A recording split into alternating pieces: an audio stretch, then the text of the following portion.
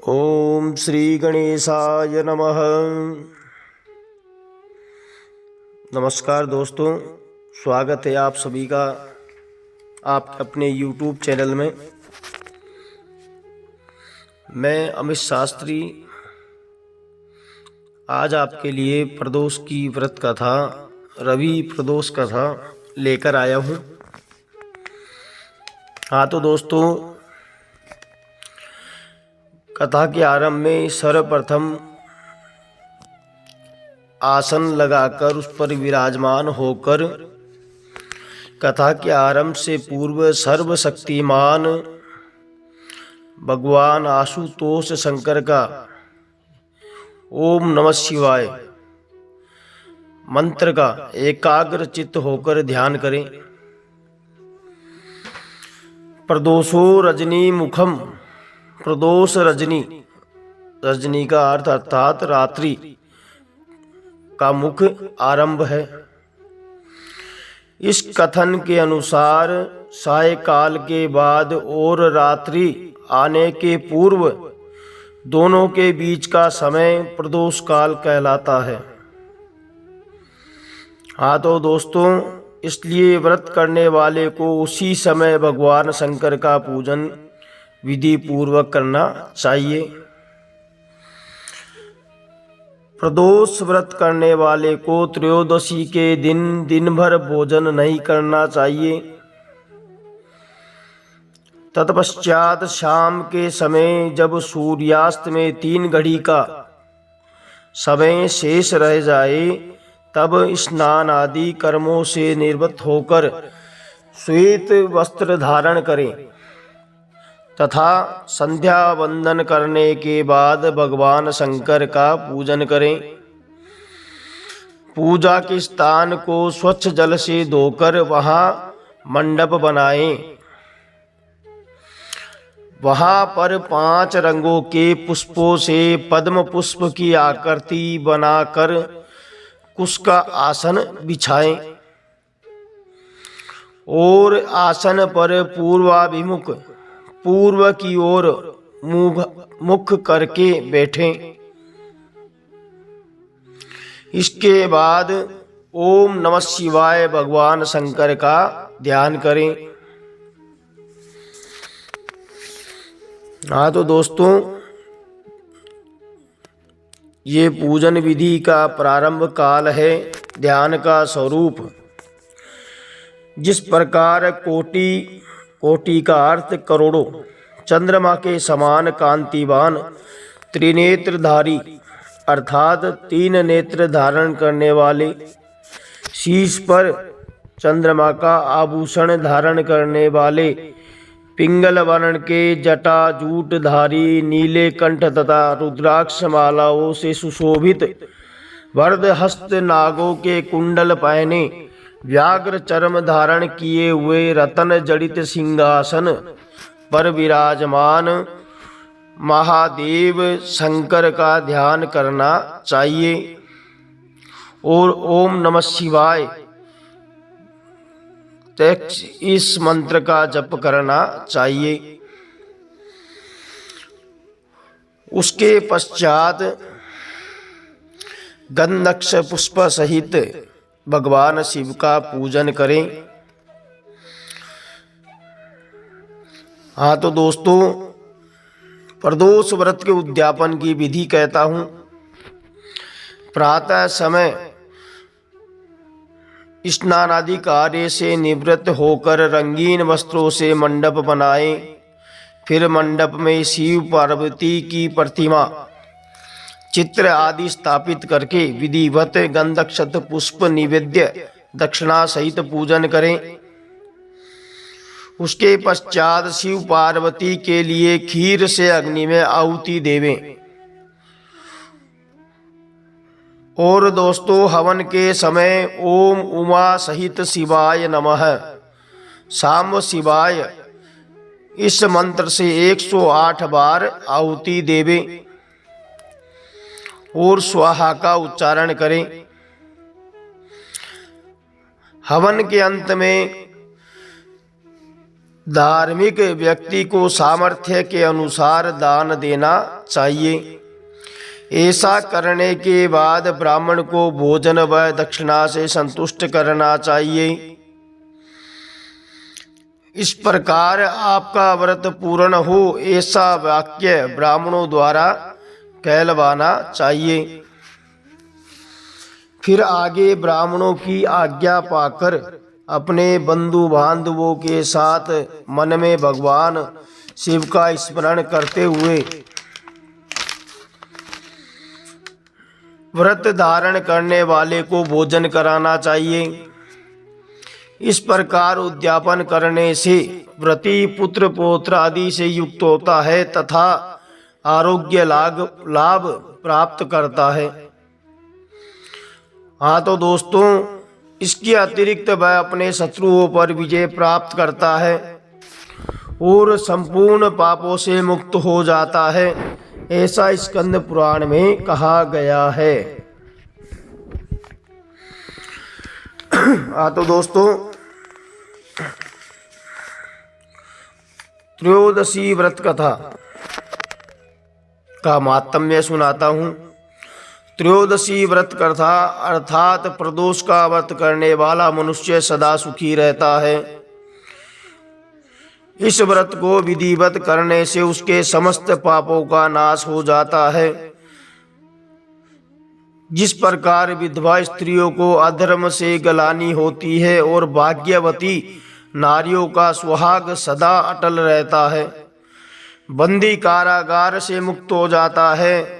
जो स्त्री पुरुष जिस कामना अर्थात इच्छा को लेकर इस व्रत को करते हैं, उनकी सभी कामनाएं कैलाशपति भगवान शंकर सभी मनोरथ परिपूर्ण करते हैं। सभी मनोरथ पूर्ण होते हैं। इसी प्रकार सूत जी कहते हैं, श्रद्धा पूर्वक त्रयोदशी अर्थात प्रदोष का व्रत करने वाले को 100 गौदान का फल प्राप्त होता है। इस व्रत को जो भी विधि विधान और तन मन धन से करता है, उसके सभी दुख दूर हो जाते हैं। सभी माता बहनों को 11 त्रयोदशी या पूरे साल की 26 त्रयोदशी व्रत पूरी करने के बाद उद्यापन करना चाहिए। हाँ तो दोस्तों, आज मैं आपके लिए सर्वप्रथम रवि प्रदोष कथा लेकर आया हूँ। दीर्घ आयु आरोग्यता दुख निवारणाय व संतान प्राप्ति के लिए रवि प्रदोष व्रत अवश्य करना चाहिए। हाँ तो दोस्तों, अब मैं कथा कहता हूँ, ध्यान से एकाग्रचित होकर सुने, स्मरण करें। एक समय सभी प्राणियों के हितार्थ परम पावन भागीरथी गंगा के तट पर ऋषि समाज द्वारा विशाल गोष्ठी का आयोजन किया। विद्वान ऋषियों की इस सभा में व्यास जी के परम शिष्य पुराण वेता सूत जी महाराज श्री हरि कीर्तन करते हुए पधारे। उनका आगमन हुआ। सूत जी को देखते ही सोनकादि 88,000 ऋषि मुनियों ने खड़े होकर दंडवत प्रणाम किया। महाज्ञानी सूत जी ने भक्ति भाव से ऋषियों को हृदय से लगाया तथा आशीर्वाद दिया। विद्वान ऋषिगण और सब शिष्य आसनों पर विराजमान हो गए। मुनिगण विनीत भाव से पूछने लगे कि हे परम दयालु, कलिकाल अर्थात कलयुग में महादेव की भक्ति किस आराधना द्वारा प्राप्त होगी? हम लोगों को बताने की कृपा कीजिए। हे नाथ, क्योंकि कलयुग के सभी प्राणी पाप कर्म में रत रहकर वेद शास्त्रों से विमुख रहेंगे। दीन जन अनेकों संकटों से त्रस्त अर्थात दुखी रहेंगे। हे मुनि श्रेष्ठ, कलिकाल में सत्कर्म की ओर किसी की रुचि नहीं होगी। जब मनुष्य को पुण्य क्षीण हो जाएंगे अर्थात मनुष्य के पुण्य नष्ट हो जाएंगे तो मनुष्य की बुद्धि असत कर्मों की ओर स्वतः ही प्रेरित होगी अर्थात बुरे कर्मों की ओर प्रेरित होगी, जिससे दुर्विचारी दुराचारी पुरुष वंश सहित समाप्त हो जाएगा। इस अखिल भूमंडल पर जो मनुष्य ज्ञानी होकर भी ज्ञान की शिक्षा नहीं देता उस पर परमपिता परमेश्वर कभी प्रसन्न नहीं होते हैं। हे महामुनि, ऐसा कौन सा उत्तम व्रत है जिसके करने से मनुष्य को मनवांछित फल की प्राप्ति होती है? आप कृपा कहकर मुझसे कहिए। ऐसा सुनकर दयालु हृदय श्री सूत जी कहने लगे, हे मुनियों में श्रेष्ठ तथा शौनकादि आप धन्यवाद के पात्र हैं। आपके विचार सराहनीय एवं प्रशंसनीय हैं। आप वैष्णवों में अग्रण्य हैं क्योंकि आपके हृदय में सदा परहित की भावना रहती है। इसलिए हे शौनकादि ऋषियों सुनो, मैं उस व्रत को तुमसे कहता हूँ जिसके करने से सब पाप नष्ट हो जाते हैं।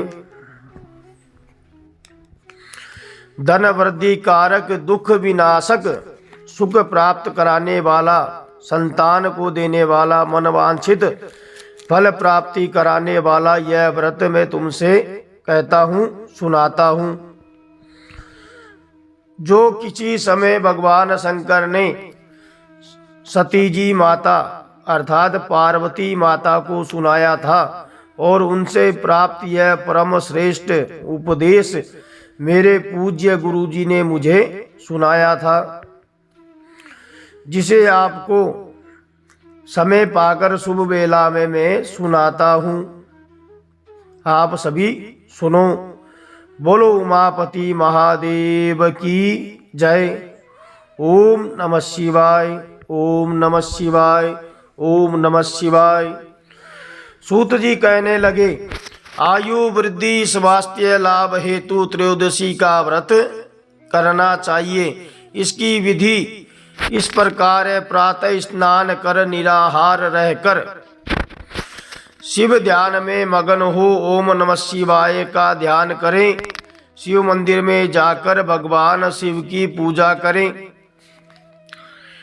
शिव परिवार की पूजा के पश्चात अर्धपुंड त्रिपुंड का तिलक धारण करें। बील पत्र चढ़ाएं, धूप दीप अक्षत से पूजा करें, ऋतु फल चढ़ावें और ओम नमः शिवाय मंत्र का रुद्राक्षी माला से 108 बार जप करें। ब्राह्मण को भोजन कराकर सामर्थ्य अनुसार दक्षिणा देवें। उसके पश्चात मौन व्रत धारण करें। व्रती को सत्य भाषण करना परम आवश्यक है। झूठ नहीं बोले। हवन में आहुति भी देनी चाहिए।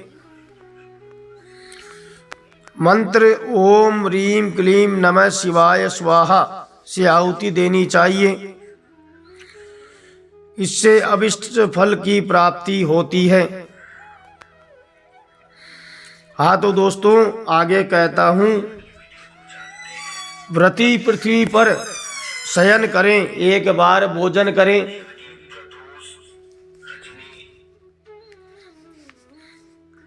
इससे व्रती के सर्व कार्य सिद्ध होते हैं। श्रावण मास में तो इसका विशेष महत्व है। यह सर्व सुख धन आरोग्यता देने वाला है। यह व्रत सभी मनोरथों को पूर्ण करता है। हे ऋषिवरों, यह प्रदोष व्रत जो मैंने आपको बताया, किसी समय भगवान शंकर जी ने माता सती अर्थात माता पार्वती और वेदव्यास मुनि ने मुझको सुनाया था।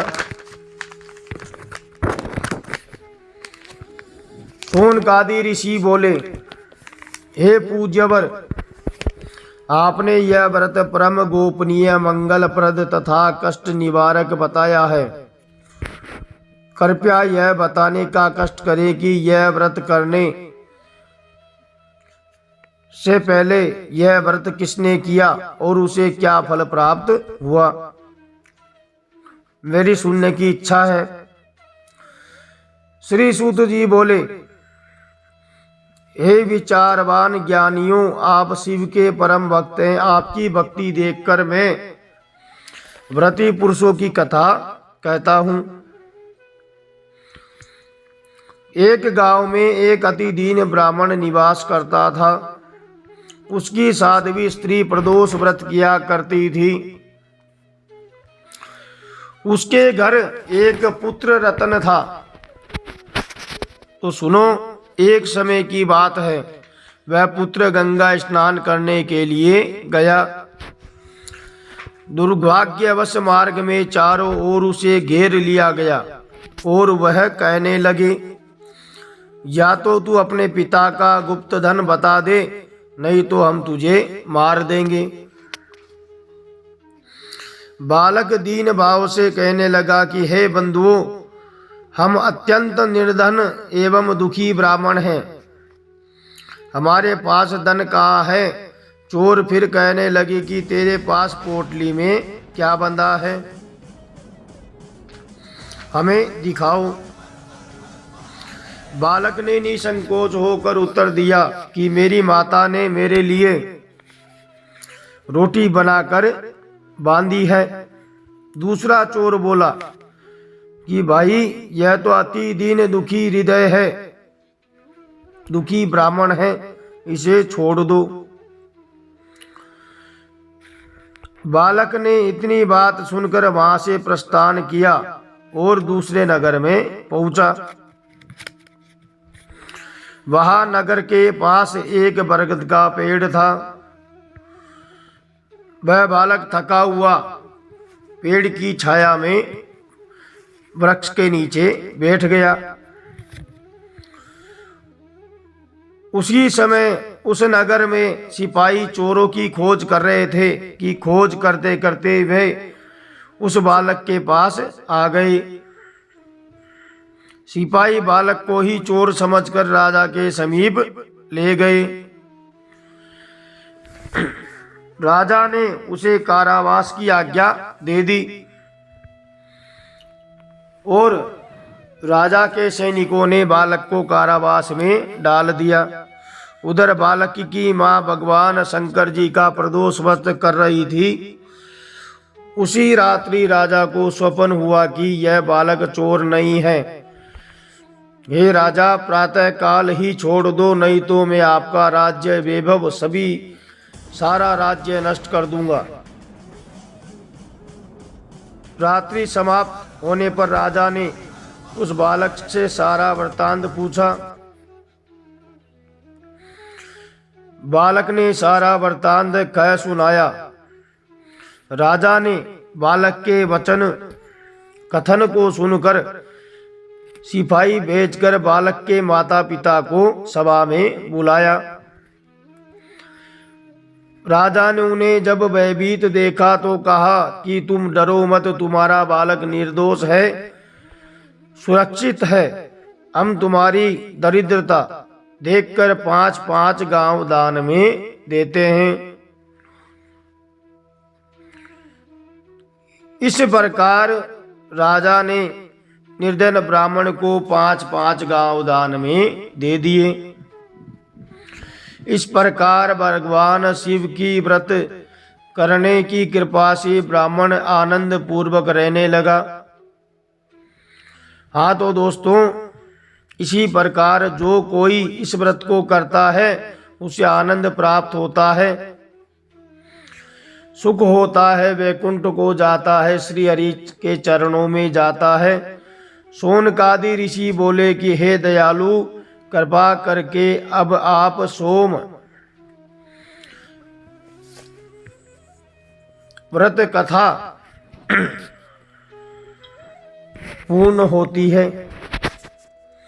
हाँ तो दोस्तों, मैं आशा करता हूँ कि अधिक से अधिक आप मेरे चैनल को लाइक करें, सब्सक्राइब करें। कथा पसंद आए तो कमेंट के बॉक्स में कुछ भी वाक्य विचार विमर्श